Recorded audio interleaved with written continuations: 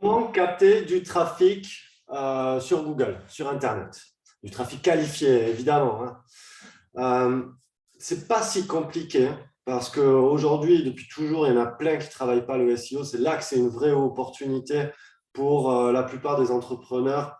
Que vous ayez des objectifs en local, en régional ou national. C'est pas compliqué parce que tout le monde est très mauvais.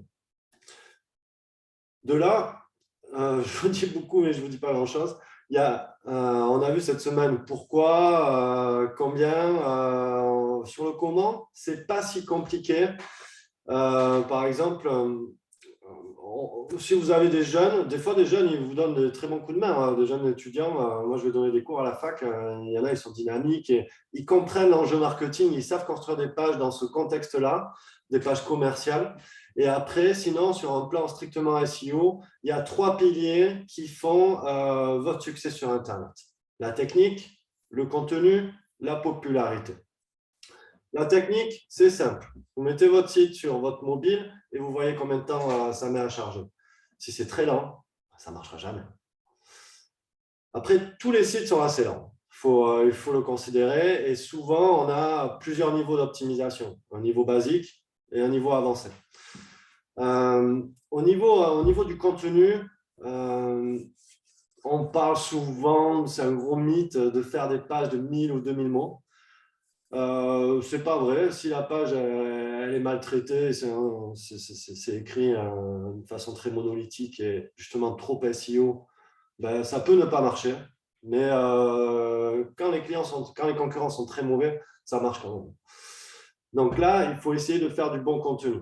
Un bon contenu, c'est quoi? C'est quelque chose qui met en avant votre expertise et la problématique du client et votre capacité à y répondre.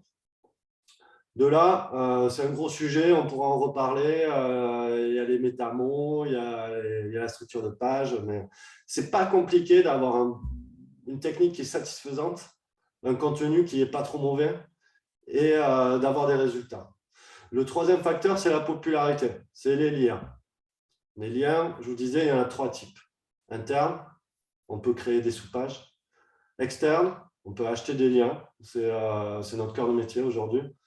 De monter des réseaux de sites et de vendre des liens là-dessus.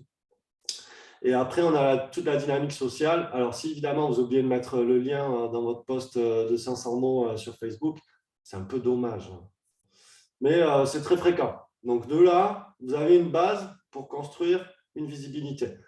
Mais ce n'est peut-être pas suffisant. Aujourd'hui, il faut travailler sur du multimédia. Il faut utiliser le Google My Business. Il faut ouvrir sa chaîne YouTube. Il faut faire des vidéos.